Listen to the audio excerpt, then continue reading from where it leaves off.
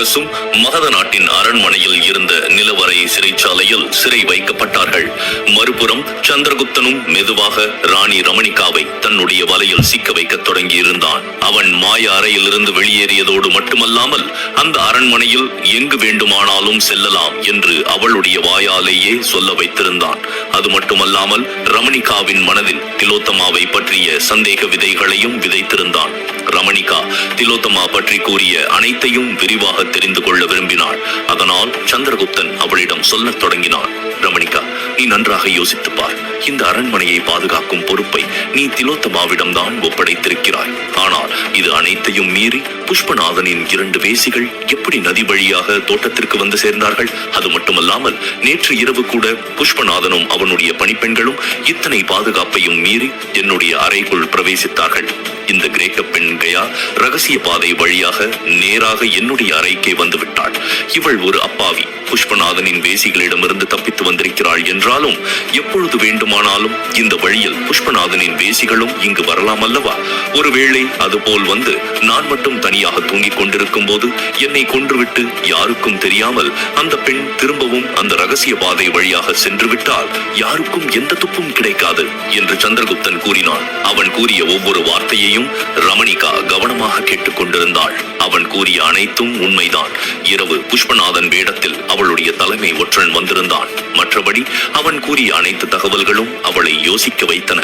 அதாவது நதி வழியாக 2 பெண்கள் வந்தது, இப்போது ரகசிய சுரங்கப்பாதை வழியாக கிரேக்க பெண் வந்தது. அது மட்டுமல்லாமல் அரண்மனையின் அடித்தளத்தில் சிறை வைக்கப்பட்டிருந்த உக்கிரசேனரை கொல்லும் பொறுப்பை திலோத்தமாவிடம்தான் அவள் ஒப்படைத்தாள். இத்தனை பாதுகாப்பையும் மீறி சந்திரகுப்தனின் ஒற்றன் அரண்மனைக்குள் நுழைந்து உக்கிரசேனரை விடுவித்து அரண்மனையிலிருந்து அவர்கள் இருவரும் தப்பித்துச் சென்று இருக்கிறார்கள். இதையெல்லாம் யோசித்து பார்த்த ரமணிகாவுக்கு திலோத்தமாவின் மீது இருந்த சந்தேகம் கொஞ்சம் கொஞ்சமாக வலுப்பெறத் தொடங்கியது. அப்படியானால் இது அனைத்தையும் திலோத்தமா வேண்டுமென்றேதான் செய்திருக்கிறாள். அரண்மனையில் இருந்து அவள்தான் உக்கிரசேனர் தப்பித்துச் செல்ல உதவி செய்திருக்கிறாள். அவள் புஷ்பநாதனுடன் சேர்ந்து கொண்டு என்னுடைய திட்டத்தை சிதைக்க விரும்பியிருக்கிறாள் என்று அவள் நினைத்துக் கொண்டாள். மேலும் தொடர்ந்து, அன்று நானும் நீயும் தோட்டத்தில் இருந்தோம். அப்பொழுதுதான் 2 பெண்கள் நதி வழியாக வந்து என்னை பிடித்து நதிக்குள் இழுத்தார்கள். வேறு யாரேனும் அந்த நதியில் இருக்கிறார்களா என்று தெரிந்து கொள்வதற்காகத்தான் நான் அதில் குதிக்க முயன்றேன். அப்பொழுதுதான் உன்னுடைய பணிப்பெண் என் மீது அம்பு எய்தி என்னை மயக்கமடைய செய்தாள். நான் சுய நினைவு திரும்பியவுடன் கண் விழித்து பார்த்தேன். அப்பொழுது அந்த மந்திர அறையில் தான் இருந்தேன். அப்பொழுது என் எதிரே திலோத்தமா நின்று கொண்டிருந்தாள். அவள் தன்னுடைய கையாலேயே எனக்கும் மது கொடுத்து என்னை குடிக்க வற்புறுத்தினாள். ஆனால் நான் மறுத்துவிட்டேன். அதனால் கோபமடைந்த அவள், நான் உன்னை பிடித்து தள்ளிவிட்டு ஓடி போக விரும்பியதாக என் மீது அபாண்டமாக பொய் குற்றம் சுமத்தினாள். ஆனால் அவள் கூறுவது தவறு. நான் ரமணிகாவை காப்பாற்றுவதற்காகத்தான் அப்படி செய்தேன் என்று சொல்லி மிகவும் வருத்தப்பட்டேன். உடனே எழுந்து எனக்கு அருகில் வந்த திலோத்தமா என்னை கட்டி அணைத்து ஆறுதல் படுத்துவது போல என்னை படுக்கைக்கு அழைத்துக் கொண்டு சென்றாள் என்று சந்திரகுப்தன் மேற்கொண்டு சொல்வதற்குள் தன்னுடைய காதுகளை மூடிக்கொண்ட ரமணிகா, போதும் சக்கரவர்த்தி, நிறுத்துங்கள். இதற்கு மேல் என்னால் இதை கேட்க முடியாது என்று அவள் ஆவேசமாக கத்தினாள். அதன் பிறகு சந்திரகுப்தன் எதுவும் சொல்லாமல் மௌனமானான். திலோத்தமாவின் மீது ரமணிகாவுக்கு இப்பொழுது பொறாமையும் கோபமும் கொழுந்து விட்டு எரிய ஆரம்பித்தது. மறுபுறம் மகத நாட்டின் அரண்மனையின் நிலவரையில் சிறை வைக்கப்பட்டிருந்த ஆமாத்தியர் மற்றும் செலூக்கஸ் இருவரின் நிலையும் மிகவும் மோசமாகிவிட்டது. சிறைச்சாலையின் கதவுகள் திடீரென்று மூடப்பட்டவுடன் ஆமாத்தியர் உடனே காவலர்களை அழைத்து பார்த்தார். ஆனால் அவருடைய அழைப்பை கேட்க யாரும் அங்கே இல்லை. அவர் தொடர்ந்து அந்த சிறைச்சாலையின் கதவை தட்டிக்கொண்டே இருந்தார். எவ்வளவு நேரம் உதவிக்காக கத்தினாலும் அவருடைய முயற்சிகள் அனைத்தும் பயனற்று போயின. அவர் மனதுக்குள் செலூக்கஸின் மீது இப்பொழுது பயங்கர கோபம் வந்தது. அவர் பலமுறை செலூக்கஸுக்கு எடுத்துச் சொல்லி பார்த்தார். ஆனால் எதையும் காதில் வாங்கிக் கொள்ளும் மனநிலையில் அவன் இல்லை. இப்பொழுது தான் சிறைச்சாலையில் மாட்டிக்கொண்டதற்கு முழு முதற் காரணம் அவன்தான் என்று அவர் நம்பினார். உடனே ஆவேசமான குரலில், தளபதி செலூக்கஸ், நான் எத்தனை முறை உங்களிடம் ஹெலனா இங்கே இல்லை, இங்கிருந்து வெளியேறி விடலாம் என்று கூறினேன். ஆனால் நான் சொல்வதை எதையும் நீங்கள் கேட்கவில்லை. இப்பொழுது பார்த்தீர்களா, அந்த வஞ்சகன் சாணக்கியன் நம் இருவரையும் சிறையில் அடைத்து விட்டான். இனிமேல் அவ்வளவுதான், நாம் இங்கேயே சாக வேண்டியதுதான் என்று கூறினார். அவர் கூறியதை கேட்டவுடன் செலூக்கஸுக்கு கவலையாக இருந்தது. என்ன சொல்கிறீர்கள் ஆமாத்தியரே? அப்படி என்றால் நாம் இருவரையும் சாணக்கியர் அடையாளம் கண்டுகொண்டார் என்று நினைக்கிறீர்களா என்று கேட்டான். உடனே கிண்டலான குரலில், இன்னும் கூட உங்களுக்கு இதில் சந்தேகம் இருக்கிறதா என்று கேட்டார். எப்படி இது நடந்திருக்கும்? அவர் எப்படி நம்மை அடையாளம் கண்டு கொண்டிருப்பார்? உங்களை பார்க்கும் பொழுது நிச்சயமாக அவருக்கு அடையாளம் தெரிந்திருக்காது. உங்களுடைய உருவம், குரல் அனைத்தையும் நீங்கள் மாற்றி இருக்கிறீர்கள். அப்புறம் எப்படி அவருக்கு சந்தேகம் வந்திருக்கும்? அது மட்டும் இல்லாமல் நானும் இதற்கு முன்பு அவரை நேருக்கு நேர் சந்தித்ததில்லை. அப்புறம் எப்படி அவருக்கு என்னை அடையாளம் தெரிந்திருக்கும் என்று அவன் கேட்டான். அந்த சாணக்கியரை பற்றி உங்களுக்கு எதுவும் தெரியாது தளபதி. அவனுடைய ஒவ்வொரு அசைவும் எதிரியின் நகர்வை விட எப்பொழுதும் ஒரு படி மேலே இருக்கும். அவன் அடுத்து என்ன செய்ய போகிறான் என்று யாராலும் யோசிக்க முடியாது. அந்த அளவு மர்மமான திட்டங்களை அவன் உருவாக்குவான். உங்களை வேண்டுமானால் அவன் அடையாளம் கண்டுபிடிக்காமல் இருக்கலாம், ஆனால் நிச்சயமாக என்னை அவன் அடையாளம் கண்டுபிடித்திருப்பான். நான் எத்தனை வேஷங்களை போட்டாலும் அந்த வஞ்சகன் நிச்சயமாக என்னை அடையாளம் கண்டுபிடித்து விடுவான். அவனது அரண்மனை வாசலில் நின்று கொண்டு அடைக்கலம் வேண்டி நான் பேசிக் கொண்டிருக்கும் பொழுது அவன் என்னுடைய கண்களையே பார்த்து கொண்டிருந்தான். நான் எவ்வளவுதான் பொய்க்கதை சொல்லிக் கொண்டிருந்தாலும் அவன் நான் சொல்வதையும் என்னுடைய கண்களையும் கூர்மையாக பார்த்து கொண்டிருந்தான். ஒருவருடைய கண்களையும் உடல் மொழியையும் வைத்து அவர் உண்மையை சொல்கிறாரா அல்லது பொய் சொல்கிறாரா என்று அவன் எளிதில் கண்டுபிடித்து விடுவான். என்னை அடையாளம் கண்டுகொண்ட அவனுக்கு நான் எந்த நோக்கத்திற்காக இங்கே வந்திருக்கிறேன் என்று நிச்சயமாக தெரிந்திருக்கும். இதற்காகத்தான் நான் முன்பே சொன்னேன் இங்கே வர வேண்டாம் என்று. ஆனால் நான் சொல்வதை நீங்கள் எங்கே கேட்டீர்கள் என்று விரக்தியான குரலில் ஆமாத்தியர் கூறினார். ஆமாத்தியர் திட்டுவது அனைத்தையும் செலூக்கஸ் அமைதியாக கேட்டுக் கொண்டிருந்தான். ஆனாலும் அவன் மனதில் இன்னும் குழப்பம் இருந்தது. உங்களை பார்த்தால் நான் சொல்வதை இன்னும் நீங்கள் நம்பவில்லை போல இருக்கிறது. உங்கள் மகள் ஹெலனா தன் வசம் இருப்பதாக டிமிட்ராஸிடம் போய் சொல்லி அவன் சாமர்த்தியமாக இங்கிருந்து டிமிட்ராஸை திருப்பி அனுப்பிவிட்டான். டிமிட்ராஸ் எப்படியும் இந்த செய்தியை உங்களிடம் சொல்லுவார். அதை கேட்டுவிட்டு நீங்கள் இங்கு வருவீர்கள் என்று அந்த சாணக்கியனுக்கு தெரிந்திருக்கும். அவன் எந்த போரும் செய்யாமல் தன்னுடைய வாய் சாமர்த்தியத்தாலேயே டிமிட்ராஸை எப்படி மகதத்தில் இருந்து திருப்பி அனுப்பினானோ அதே சாமர்த்தியத்தை பயன்படுத்தி இப்பொழுது நம் இருவரையும் பிடிக்க எந்த முயற்சியும் செய்யாமல் சிறைக்குள் தள்ளிவிட்டான். அவன் நம்மை சிறையில் அடைத்தான் என்று சொல்வதை விட நாமே வந்து வசமாக சிக்கிக் கொண்டோம் என்று சொல்வதுதான் பொருத்தமாக இருக்கும் என்று வருத்தமாக ஆமாத்தியர் பேசினார். ஆமாத்தியர் பேச பேச செலூக்கஸ் யோசிக்க ஆரம்பித்தான். ஏனென்றால் இப்பொழுது மாவீரர் அலெக்சாண்டரின் தலைமை படை தளபதியான அவன் மகத நாட்டில் நிலவரை சிறைச்சாலையில் அடைத்து வைக்கப்பட்டிருக்கிறான். இது எவ்வளவு பெரிய அவமானகரமான விஷயம். ஆனால் செலூக்கஸ் இப்பொழுது கூட தன்னுடைய மரியாதை மற்றும் அவமானத்தை பற்றி கவலைப்படவில்லை. அவன் தன்னுடைய ஆசை மகள் ஹெலனாவை பற்றித்தான் வருத்தப்பட்டுக் கொண்டிருந்தான். ஆமாத்தியரே, நீங்கள் கூறியது அனைத்தும் உண்மையாக இருக்கலாம். ஆனால் சாணக்கியன் ஹெலனாவை பற்றி டிமிட்ராஸிடம் பொய் சொல்லவில்லை என்றுதான் எனக்கு தோன்றுகிறது. ஏனென்றால் என் மகள் இங்கேதான் இருக்கிறாள். நான் சொல்வதை நம்பவில்லை என்றால் இங்கே பாருங்கள், இந்த சாப்பாடு தட்டு இங்கே இருக்கிறது என்று அவன் சொல்லிக் கொண்டிருக்கும் பொழுது, போதும் நிறுத்துங்கள். இன்னும் நான் சொல்வதை நீங்கள் நம்பவில்லையா? இந்த அரண்மனையில் உங்களுடைய மகள் ஹெலனா இல்லை இல்லை இல்லை. உங்கள் மகள் மேல் நீங்கள் வைத்திருக்கும் பாசம் உங்கள் கண்களை மறைக்கிறது. அதனால்தான் உங்களால் யோசிக்க முடியவில்லை. கொஞ்சம் உங்கள் மூளையை பயன்படுத்தி பாருங்கள். இது அனைத்துமே அந்த சாணக்கியன் விரித்த பொறி. இதில் நாம் இருவரும் வந்து வசமாக சிக்கிக் கொண்டோம் என்று ஆமாத்தியர் கூறினார். தான் கூறுவதை ஆமாத்தியர் அலட்சியப்படுத்தி பேசுவதை பார்த்து செலூக்கஸுக்கு கோபம் வந்தது. இந்த சாணக்கியன் எதற்காக இப்படி செய்கிறான் என்று எனக்கு புரியவில்லை. நீங்கள் சொல்வது போல் அவர் நம் இருவரையும் அடையாளம் கண்டுபிடித்தால் நேரடியாக நம்மை கைது செய்து சிறையில் அடைத்திருக்கலாம் அல்லவா? எதற்காக இது போல நடந்து கொள்கிறார் என்று கேட்டான். உடனே ஆமாத்தியர் கோபமான குரலில், அந்த வஞ்சகன் சாணக்கியன் நம்மிடம் விளையாடி கொண்டிருக்கிறான். ஆயுத தொழிற்சாலையை ஆய்வு செய்ய சொல்லும் சாக்கில் நம்மை வேண்டுமென்றே அவன் அரசவைக்கு வரவழைத்து அவனுடைய ஆணைப்படி சம்புநாதர் இந்த நிலவரைக்குள் நம்மை அழைத்துக் கொண்டு வந்தார். ஹெலனாவை நாம் இங்கே தேட முயற்சி செய்வோம் என்று அவர்களுக்கு தெரிந்திருக்கும். அதனால் தான் நம்மளுடைய சந்தேகத்தை அதிகப்படுத்துவதற்காக ஒரு சாப்பாட்டு தட்டை இந்த அறையில் வைத்திருக்கிறார்கள். இதுவும் கூட அவர்களுடைய யோசனையாகத்தான் இருக்கும். அதாவது செலூக்கஸ் தங்கள் வசம்தான் ஹெலனா இருக்கிறாள் என்ற ஒரு மாயையை அந்த சாணக்கியன் உருவாக்க முயற்சி செய்கிறான். ஏனென்றால் உண்மை தெரிந்தால் உடனே நீங்கள் பெரும் படையை திரட்டி கொண்டு வந்து மகதத்தை தாக்குவீர்கள். சக்கரவர்த்தி சந்திரகுப்தன் இப்பொழுது இங்கு இல்லை. அதனால் இவன் தன்னுடைய தந்திரத்தை பயன்படுத்தி இந்த மகத நாட்டை காப்பாற்றிக் கொண்டிருக்கிறான் என்று கூறினார். செலூக்கஸால் எதுவும் பேச முடியவில்லை. அமைதியாக இருந்தான். ஆமாத்தியர் கூறுவது அனைத்தும் உண்மைதான் என்று அவன் நம்ப ஆரம்பித்தான். ஒருவேளை தன்னுடைய மகள் மீது இருந்த பாசம் தன் கண்களை மறைத்து தான் தவறு செய்து விட்டதாக அவன் இப்பொழுது உணர ஆரம்பித்தான். இப்பொழுது நாம் என்ன செய்வது? நம்முடைய நிலை என்னவாகும் என்று அவன் மெதுவாக ஆமாத்தியரை பார்த்து கேட்டான். மற்ற கைதிகளுக்கு என்ன நடந்ததோ அதுதான் நமக்கும் நடக்கப் போகிறது. இந்த இருண்ட நிலவரையில் மேலிருக்கும் வெளிச்சத்தை கூட பார்க்க முடியாமல் மூச்சு திணறி கொஞ்ச நாட்களில் நாம் இறந்து விடுவோம் என்று ஆமாத்தியர் கவலை தோய்ந்த குரலில் கூறினார். இதை கேட்ட செலூக்கஸ் மனமுடைந்து போனான். கடவுளே, என்னுடைய கதி என்னவானாலும் பரவாயில்லை, என்னுடைய மகள் ஹெலனா எங்கு இருந்தாலும் பாதுகாப்பாக இருக்க வேண்டும் என்று அவன் மனதுக்குள் வேண்டிக் கொள்ள ஆரம்பித்தான். மறுபுறம் கயா மிகவும் கலக்கமாக இருந்தாள். அவள் சந்திரகுப்தனை பார்த்து விட்டாள். அவனுடைய புத்திசாலித்தனத்தால் அவன் இப்போது அவளுடைய உயிரை காப்பாற்றி இருக்கிறான். ஆனாலும் அவள் போட்டு வந்த திட்டம் அனைத்தும் பாழாகிவிட்டது. உக்கிரசேனரிடம் சந்திரகுப்தனை எப்படியும் மீட்டுக் கொண்டு வந்து விடுவேன் என்று அவள் சொல்லிவிட்டு வந்திருக்கிறாள். அதன்படி உக்கிரசேனர் புஷ்பநாதனின் தோட்டத்தில் தனக்காக காத்துக் கொண்டிருப்பார். அதை நினைத்துத்தான் அவள் இப்பொழுது வேதனைப்பட்டுக் கொண்டிருந்தாள். ஏனென்றால் சிறிது நேரத்திற்கு முன்பு ரமணிகா தன்னுடைய பணிப்பெண்ணிடம் புஷ்பநாதனின் தோட்டத்தை அழித்து செயற்கை ஏரியை மண்ணை கொண்டு மூடி விடுமாறு ஆணையிட்டிருந்தாள். அது மட்டும் நடந்தால் அந்த அரண்மனைக்குள் வரும் ரகசிய வழி அனைத்தும் மூடப்பட்டுவிடும். பிறகு எப்படி அவர்கள் தொடர்பு கொள்ள முடியும்? இந்த தகவலை அவரிடம் எப்படி தெரிவிப்பது என்று நினைத்துதான் அவள் கவலைப்பட்டுக் கொண்டிருந்தாள். அப்பொழுது திடீரென்று அவளுடைய அறையின் கதவு திறக்கப்பட்டது. பத்ரகாளி போல தலைவெறி கோலமாக கையில் ஒரு பெரிய குத்துவாளுடன் திலோத்தமா உள்ளே நுழைந்தாள். அவளை அந்த கோலத்தில் பார்த்தவுடன் கயா பயந்து விட்டாள்.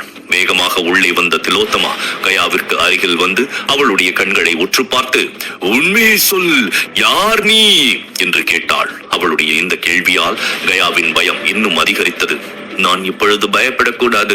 பயந்தால் காரியம் அனைத்தும் கெட்டுவிடும். சந்திரகுப்தன் பட்ட கஷ்டம் எல்லாம் வீணாகிவிடும். இவளை எப்படியாவது சமாளித்தாக வேண்டும் என்று நினைத்து தன்னுடைய மனதை திடப்படுத்திக் கொண்ட அவள் திலோத்தமா என்ன பேசுகிறாள் என்பது புரியாதது போல சைகை காட்டினாள். சந்திரகுப்தன் கூறியது போல கிரேக்க மொழியை தவிர தனக்கு எதுவும் தெரியாது என்பது போல் அவள் இப்பொழுது நடிக்க வேண்டி இருந்தது. அவளை பார்த்த திலோத்தமாவின் கோபம் இன்னும் அதிகரித்தது. அவள் கயாவின் கன்னத்தில் ஓங்கி ஒரு அறை விட்டாள். அந்த அறையில் கயா தடுமாறி கீழே விழுந்தாள். உடனே தன்னுடைய கையில் இருந்த குத்துவாளை உயர்த்திய திலோத்தமா, என்ன, நான் பேசுவது உனக்கு ஒன்றும் புரியாதது போல நடிக்கிறாயா? நீ சந்திரகுப்தனை இங்கிருந்து அழைத்துச் செல்வதற்கு தான் வந்திருக்கிறாய் என்று எனக்கு தெரியும். உனக்கு சந்திரகுப்தனை முன்பே தெரியும். அது மட்டுமல்லாமல் எங்களுடைய தமிழ் மொழியும் உனக்கு நன்றாக தெரியும். புரிந்து கொள்ளவும் முடியும். நீயும் சந்திரகுப்தனும் சேர்ந்து ஏதோ திட்டம் போட்டுக் கொண்டிருக்கிறீர்கள். ஆனால் உன்னுடைய இந்த திட்டத்தை நான் முறியடிப்பேன். நீ உயிருடன் இருந்தால் நானே பிரச்சனை. இப்பொழுதே நான் உன்னை கொல்லப் போகிறேன் என்று கூறியவள் கீழே விழுந்த கயாவின் மீது ஏறி உட்கார்ந்து கொண்ட திலோத்தமா அவளை கொல்வதற்காக தன்னுடைய குத்துவாளை உயர்த்தினாள். அதை பார்த்து பயந்து போன கயா கத்த ஆரம்பித்தாள். அவளுடைய சத்தம் அந்த அறை முழுவதும் எதிரொலித்தது. கண்ணிமைக்கும் நேரத்தில் சுதாரித்துக் கொண்ட கயா அவளை அப்படியே கீழே பிடித்து தள்ளி அவள் கையில் இருந்த வாளை தட்டி பறித்துக் கொண்டாள். உடனே ஆவேசமடைந்த திலோத்தமா கயா கையில் இருந்த வாளை பறிக்க பார்த்தாள். ஆனால் கயா அந்த குத்துவாளை தூக்கி எறிந்தாள். இப்பொழுது கயாவின் அறையில் சத்தம் கேட்டு ராணி ரமணிகா அவளுடைய அறைக்குள் நுழைந்தாள். கயா தூக்கி எறிந்த குத்துவாள் அவளுடைய காலுக்கு இடையில் வந்து விழுந்தது. இங்கே கட்டி புரண்டு கொண்டிருந்த கயாவையும் திலோத்தமாவையும் ரமணிகா பார்த்தவுடன் அப்படியே ஸ்தம்பித்து நின்று விட்டாள். ரமணிகா இப்பொழுதுதான் சந்திரகுப்தனின் அறையிலிருந்து திலோத்தமாவை பார்ப்பதற்காக சென்று கொண்டிருந்தாள். அப்போதுதான் திடீரென்று கயாவின் அலறல் சத்தம் கேட்டது. அதனால்தான் அவள் உடனடியாக இந்த அறைக்குள் வந்தாள். தன்னுடைய அறையில் இருந்த சந்திரகுப்தனுக்கும் கயாவின் அலறல் சத்தம் கேட்டது. உடனே அவனும் அவசரமாக கயாவின் அறைக்கு ஓடி வந்தான். உள்ளே வந்தவன் அங்கு இருக்கும் சூழ்நிலையை பார்த்து அங்கே என்ன நடந்திருக்கும் என்று உடனே புரிந்து கொண்டான். அவன் மிகவும் கவலை தோய்ந்த குரலில் ரமணிகாவை பார்த்து, என்ன ஆயிற்று ரமணிகா? இப்போது யாருடைய அலறல் சத்தம் கேட்டது என்று கேட்டான். உடனே ரமணிகா சந்திரகுப்தனின் கேள்விக்கு பதில் சொல்லாமல் திலோத்தமாவை பார்த்து கோபமாக, சக்கரவர்த்தி கேட்கிறார் அல்லவா, அவருடைய கேள்விக்கு பதில் சொல் திலோத்தமா. நீ இங்கே என்ன செய்து கொண்டிருக்கிறாய்? இந்த பெண்ணை கொல்ல பார்க்கிறாயா என்று கேட்டாள்.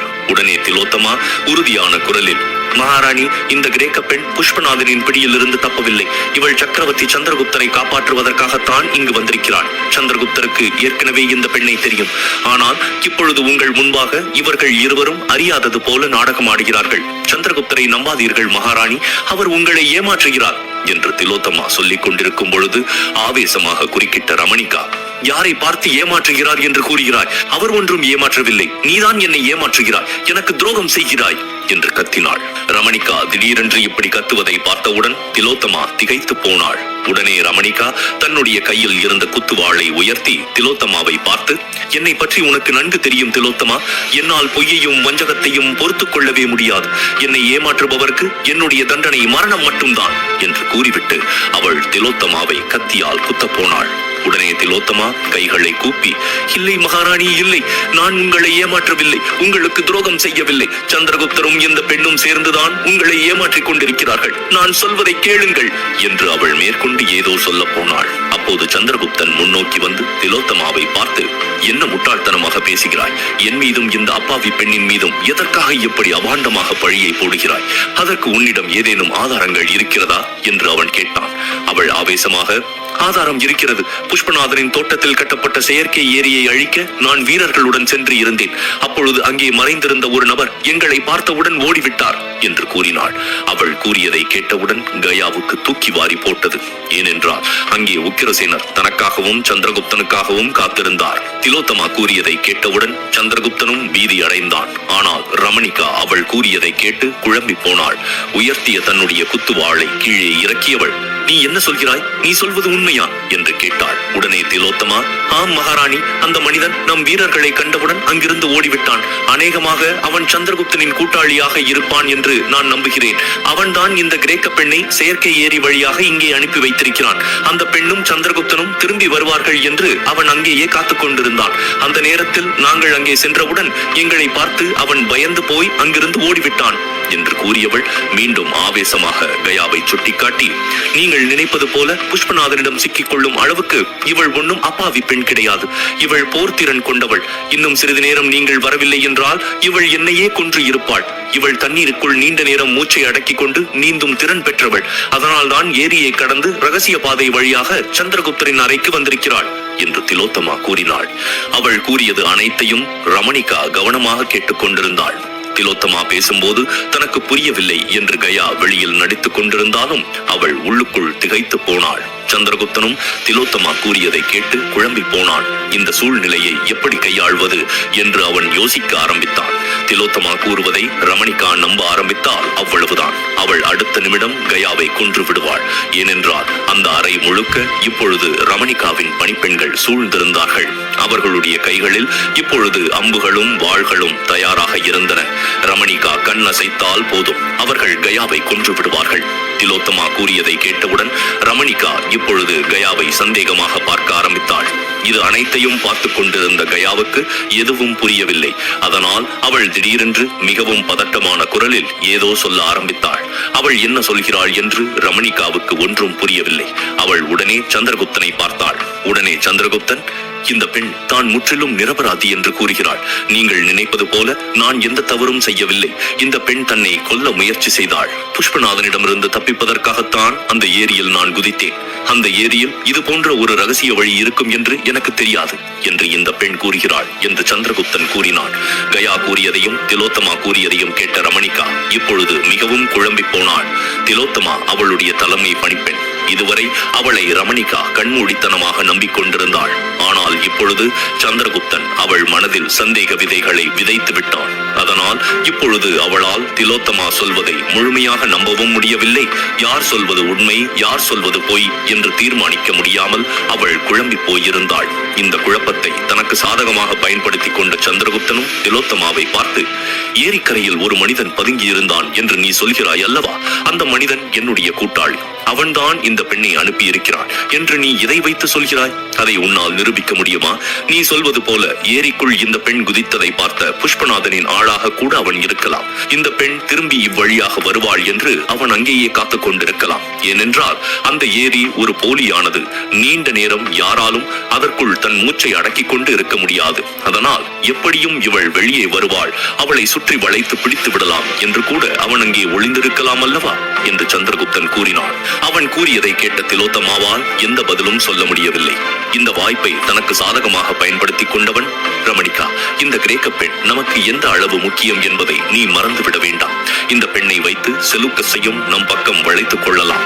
இந்த விஷயம் மன்னர் புஷ்பநாதனுக்கு கூட தெரிந்திருக்கலாம். அதனால்தான் அவர் இந்த பெண்ணை கொல்லச் சொல்லி இந்த திலோத்தமாவுக்கு உத்தரவிட்டிருக்கிறார் என்று கூறினான். அவன் கூறியதை கேட்டவுடன் திலோத்தமாவுக்கு இந்த உலகமே சுழல்வது போல இருந்தது.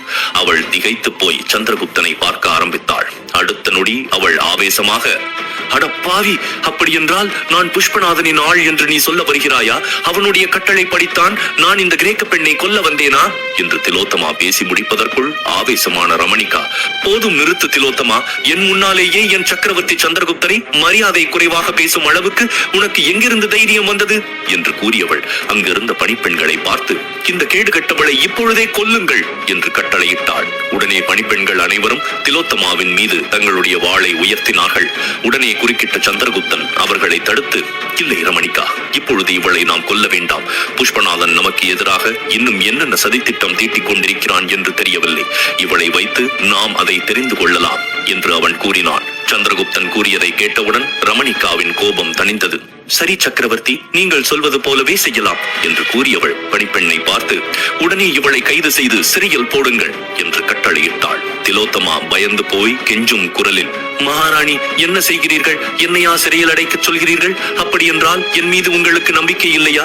தயவு செய்து என்னை நம்புங்கள். சந்திரகுப்தரும் இந்த பெண்ணும் சேர்ந்து உங்களை ஏமாற்றுகிறார்கள். அந்த புஷ்பநாதனுக்கும் எனக்கும் எந்த சம்பந்தமும் இல்லை. நான் சொல்வதை கேளுங்கள் என்று அவள் கூறினாள். ஆனால் ரமணிகா திலோத்தமா சொல்வதை காது கொடுத்து கேட்கவில்லை. அவளை உற்று பார்த்து, என்ன இருந்தாலும் நீ ஒரு பணிப்பெண் தானே, உன்னை எப்படி நான் நம்புவது என்று கேட்டாள். ரமணிகா கூறிய வார்த்தையை கேட்டு திலோத்தமா அப்படியே ஸ்தம்பித்து விட்டாள். அவமானத்தில் அவள் உடல் முழுவதும் பற்றிக் கொண்டு எரிவது போல இருந்தது.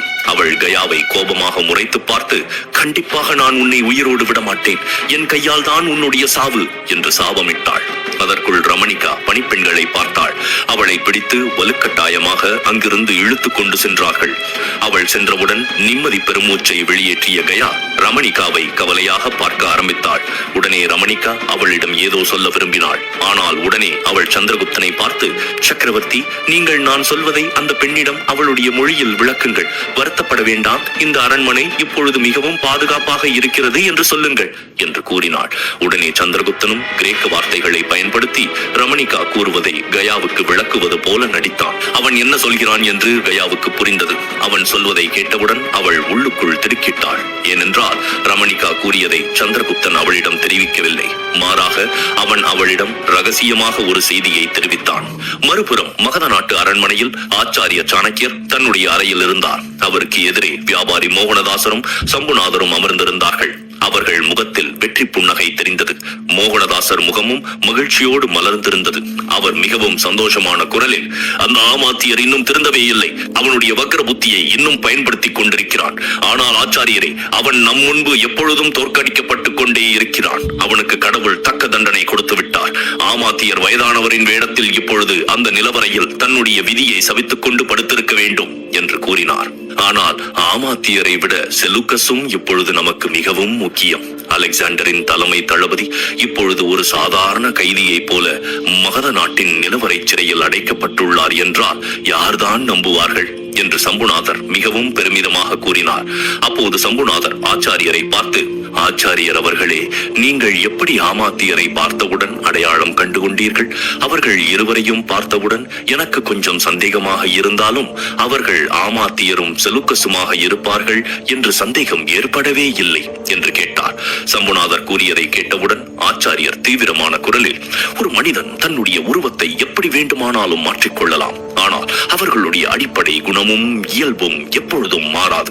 எந்த வேடம் போட்டாலும் அது அவர்களை அம்பலப்படுத்திவிடும். முதியவர் வேஷத்தில் இருந்த ஆமாத்தியரின் கண்களை பார்த்தவுடனேயே நான் அடையாளம் கண்டுகொண்டேன். அவருக்கு அருகில் இருந்த செலூக்கஸையும் எனக்கு அடையாளம் காண்பதில் எந்த சிக்கலும் இல்லை என்று கூறினார். அந்த செலூக்கஸும் மாறுவேடம் போட்டிருந்தாலும் அவருடைய மூக்கும் நிறமும் அவர் வெளிநாட்டவர் என்று அடையாளம் தெரிந்திருக்கலாம். ஆனால் அவர் செலூக்கஸ் தான் என்று உங்களுக்கு எப்படி தெரியும்? ஒருவேளை அவர் வேறு யாராவதாக கூட இருக்கலாம் அல்லவா என்று வியாபாரி மோகனதாசர் கேட்டார். இல்லை மோகனதாசரே, அது நிச்சயமாக செலூக்கஸ் தான் என்று எனக்கு தெரியும். ஏனென்றால் செலூக்கஸ் தன் மகள் மீது அளவு கடந்த அன்பும் பாசமும் வைத்திருக்கிறார். அவளை தேடித்தான் கிரேக்க நாட்டிலிருந்து இந்தியாவிற்கு வந்தார். அப்படி இருக்கும் பொழுது அவருடைய தளபதி டிமிட்ராஸ் ஹெலனா என் வசம்தான் இருக்கிறாள் என்று கூறிய பிறகு அவரால் எப்படி இங்கு வராமல் இருக்க முடியும்? ஆமாத்தியர் கூட தன்னுடைய விருப்பப்படி இங்கு வந்திருக்க வாய்ப்பில்லை. மாறாக செலூக்கஸ் தான் அவரை வற்புறுத்தி இங்கே அழைத்துக் கொண்டு வந்திருக்க வேண்டும் என்று ஆச்சாரியர் கூறினார். ஆச்சாரியர் கூறியதை கேட்டவுடன் சம்புநாதருக்கும் வியாபாரி மோகனதாசருக்கும் மிகவும் ஆச்சரியமாக இருந்தது. உடனே சம்புநாதர் அவர்களை கேலி செய்யும் விதமாக, புலிக்கு விரித்த வலையில் எலியும் வந்து மாட்டிக்கொண்டது. செலூக்கஸுடன் சேர்ந்து அந்த ஆமாத்தியரும் சிறையில் கிடக்கிறார் என்று கூறினார். ஆமாம் ஆமாம், சரியாக சொன்னீர்கள் என்று கூறி மோகனதாசரும் கிண்டலாக சிரித்தார். ஆனால் ஆச்சாரியர் சிரிக்கவில்லை. அவருடைய முகபாவம் கடுமையாக மாறியது. நான் ஒவ்வொரு முறையும் ஆமாத்தியர் செய்த தவறை மன்னித்து மகத நாட்டின் முதலமைச்சராக ஆக்க விரும்பினேன். ஆனால் அவர் என்னை அவமதித்து இங்கிருந்து சென்று விட்டார். அப்பொழுது கூட நான் எதிர்காலத்தில் அவரை மீண்டும் சந்தித்தால் ஒரு குற்றவாளியை போலத்தான் நடத்துவேன் என்று அப்பொழுதே நான் எச்சரித்தேன். அவருடைய விதி அவரை ஒரு குற்றவாளியை போல மகத நாட்டின் நிலவரைக்குள் அனுப்பி வைத்து விட்டது என்று கூறினார். மகத நாட்டின் சிறைச்சாலையில் செலூக்கஸ் மற்றும் ஆமாத்தியர் இருவரும் அடைக்கப்பட்டிருக்கிறார்கள். இந்த நிலையில் அடுத்து என்ன நடக்கும்? ராணி ரமணிகாவின் அரண்மனையில் சந்திரகுப்தன் கயாவிடம் என்ன ரகசிய செய்தியை தெரிவித்தான்? தெரிந்து கொள்ள மேலும் கேளுங்கள்.